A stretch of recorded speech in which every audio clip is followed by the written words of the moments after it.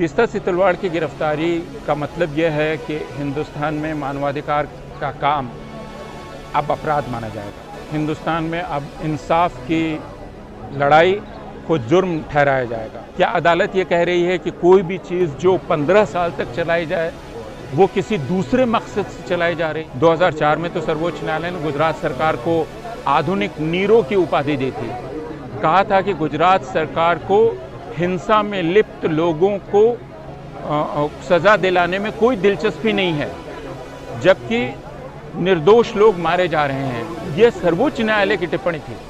यह जमहूरियत के ख़त्म होने की निशानी है, क्योंकि जमहूरियत चलती है संस्थाओं से, और जब सारे संस्थानों ने अपने आप को राज्य का अंग बना दिया है और वो भी विचारधारात्मक, और अब ये चीज़ सेना तक जा रही है, तब हम समझ सकते हैं कि यह राज्य, जिसे आप पारिभाषिक ढंग से कहते हैं, एक टोटलिटेरियन स्टेट हो गया है। तो हम वाकई उस क्षण में खड़े हैं जिसको आप फासिज्म का क्षण कह सकते हैं। ये कोई अतिरेक नहीं। इस फासिज्म का बेनिफिशियरी सिर्फ एक है, वो भारतीय जनता पार्टी है। भारतीय जनता पार्टी के नेता हैं, उसकी सरकार है, राष्ट्रीय स्वयंसेवक संघ है।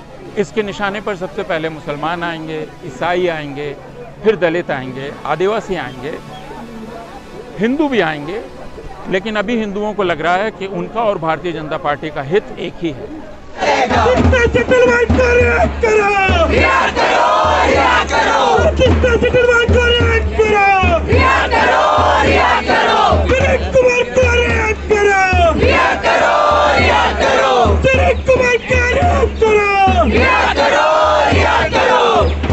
क्या कहेंगे जिस तरह से तीस्ता सितलवाड़ को कस्टडी में भेज दिया गया, मनी लॉन्ड्रिंग और ये अचानक से तीस्ता सितलवाड़ का नाम क्यों आया? जब क्लीन चिट मिली और इधर इनको हिरासत में ले लिया गया। देखिए, जो घटनाक्रम है वो बहुत स्पष्ट है कि सर्वोच्च न्यायालय ने एक फैसला दिया, गृह मंत्री ने एक इंटरव्यू दिया और गुजरात पुलिस तीस्ता सितलवाड़ के घर पहुंच गई और श्री कुमार के घर पहुंच गई। तो ये घटनाक्रम बहुत स्पष्ट है। यह भी बहुत दिलचस्प है कि गुजरात पुलिस ने जो FIR की, उसमें उसने सर्वोच्च न्यायालय के फैसले को उद्धृत किया काफ़ी विस्तार से।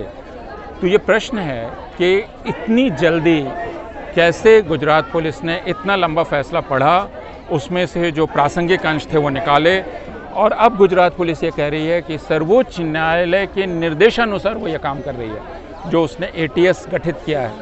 तो ये पूरा घटनाक्रम बहुत ही दुर्भाग्यपूर्ण है, और यह सब कुछ ऐसा लगता है कि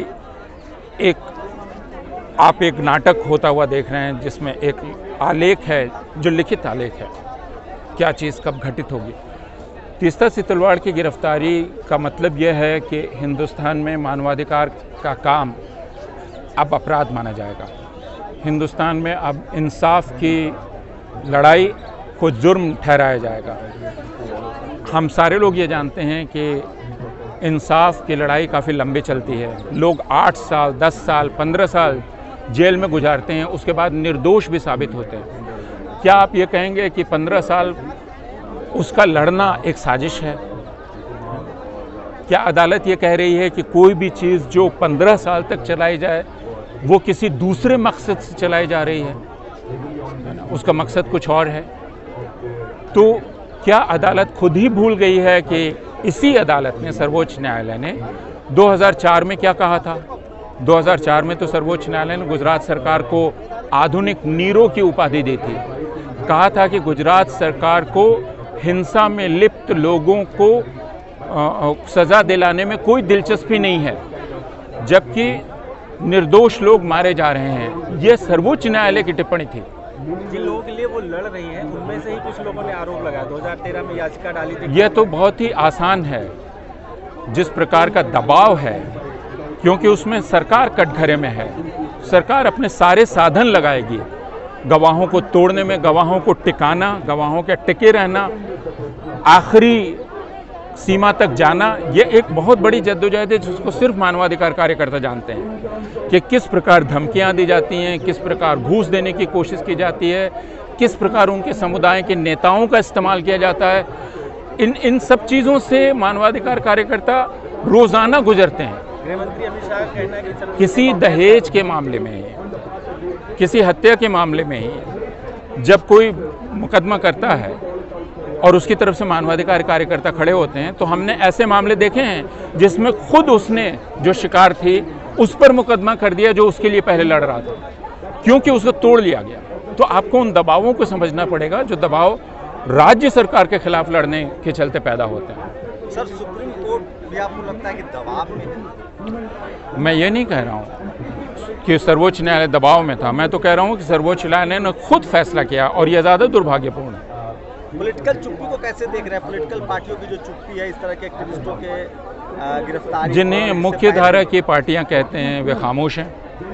कांग्रेस ने इसको तकनीकी मामला बनाकर खुद दूरी बना ली है, लेकिन बाकी दल जो वामपंथी दल हैं और बाकी दल बोल रहे हैं, उन्होंने इसकी आलोचना की है। लेकिन हम ये उम्मीद करते थे कि वे सारे दल जो मुसलमानों का वोट लेते हैं, वे सारे दल इस पर खुलकर बोल सकते हैं। अगर वे इंसाफ के लिए नहीं बोल सकते हैं तो फिर जनतंत्र के चलने का कोई मतलब नहीं है। कांग्रेस की भूमिका कैसे देख रहे हैं? अपूर्व, आप तो एक प्रोफेसर भी हैं। राहुल गांधी से पूछताछ होती है तो वो सड़कों पर आते हैं, लेकिन कोई आम नागरिक एक्टिविस्ट, दुनिया भारत का रिनाउंड पर्सन कोई गिरफ्तार हो जाए तो उनकी लगातार चुप्पी बनी रहती है। ये सिर्फ कांग्रेस के साथ नहीं है, ये बाकी समाजवादी पार्टी, राष्ट्रीय जनता दल, बाकी दलों के साथ भी है, क्योंकि वे सब ऐसा सोचते हैं कि उनका काम सिर्फ चुनाव लड़ना है और चुनाव में ज़्यादा वोट लाना है और ज़्यादा वोट हिंदुओं के पास हैं। और अगर एक ऐसे मामले में वे सड़क पर उतरेंगे जिनसे हिंदू बिदक सकते हैं तो उनको सड़क पर नहीं उतरना चाहिए।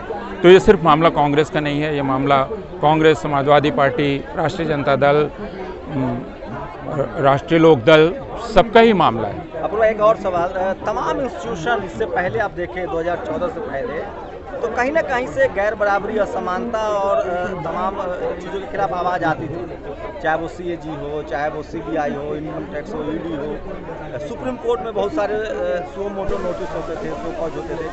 अब तमाम इंस्टीट्यूशन से कहीं से कोई आवाज़ नहीं आ रही, इसको आप कैसे देख रहे हैं? यह जमहूरियत के ख़त्म होने की निशानी है, क्योंकि जमहूरियत चलती है संस्थाओं से, और जब सारे संस्थानों ने अपने आप को राज्य का अंग बना दिया है और वो भी विचारधारात्मक, और अब ये चीज़ सेना तक जा रही है, तब हम समझ सकते हैं कि यह राज्य, जिसे आप पारिभाषिक ढंग से कहते हैं, एक टोटलिटेरियन स्टेट हो गया है।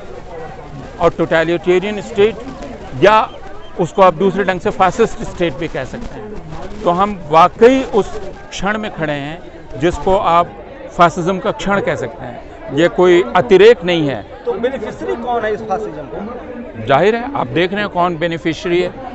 इस फासिज्म का बेनिफिशियरी सिर्फ एक है, वो भारतीय जनता पार्टी है। भारतीय जनता पार्टी के नेता हैं, उसकी सरकार है, राष्ट्रीय स्वयंसेवक संघ है। इसके निशाने पर सबसे पहले मुसलमान आएंगे, ईसाई आएंगे, फिर दलित आएंगे, आदिवासी आएंगे, हिंदू भी आएंगे। लेकिन अभी हिंदुओं को लग रहा है कि उनका और भारतीय जनता पार्टी का हित एक ही है। सर, अभी ट्विटर पे बाबू बजरंगी जी का एक पुराना वीडियो वायरल हो रहा है, जिसमें वो कन्फेस करते हैं कि वह तो स्टिंग ऑपरेशन हुआ था और वो काफ़ी प्रचलित है, उसके बारे में नए सिरे से तो कुछ कहने की ज़रूरत नहीं है। बहुत सारी किताबें लिखी गई हैं, रिपोर्ट्स हैं, जिनमें ये सारी बातें जाहिर हैं कि जो कुछ भी हो रहा था गुजरात में, वह सरकार की गैर जानकारी में नहीं हो रहा था। क्या आपको लगता है सरकार, प्रशासन या कोर्ट की तरफ से उस वीडियो को, उस कन्फेशन को एज ए एविडेंस, विटनेस, यह वीडियो, यह सारा कुछ आशीष खेतान की किताब, मनोज मित्ता की किताब the fiction of fact finding, ये सारी चीज़ें मौजूद हैं और इन सारी चीज़ों को, न्यायालयों को इन सारी चीज़ों को नज़रअंदाज नहीं करना चाहिए। कहीं ना कहीं क्या लोकतंत्र की हत्या हो रही है क्या?